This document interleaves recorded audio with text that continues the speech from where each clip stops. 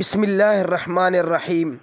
میرے محترم سامعین، آج جو میں آپ کی خدمت میں مسئلہ پیش کروں گا وہ یہ ہے کہ اگر ایک بندہ نامرد ہے اور شادی کے قابل نہیں ہے تو کیا ایسے بندے کے اوپر بھی نکاح کرنا فرض ہے؟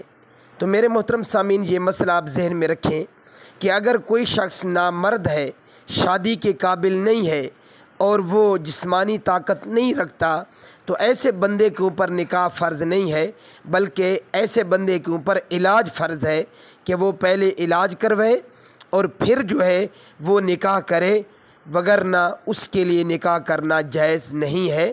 اللہ تعالیٰ عمل کرنے کی توفیق عطا فرمائے۔ میرے محترم سامعین، مزید ایسے مستند دینی مسائل جاننے کے لیے میرے اسلامی چینل ذوق اسلام کو ضرور سبسکرائب فرما لیجیے۔ جزاکم اللہ خیرا و احسن الجزاء۔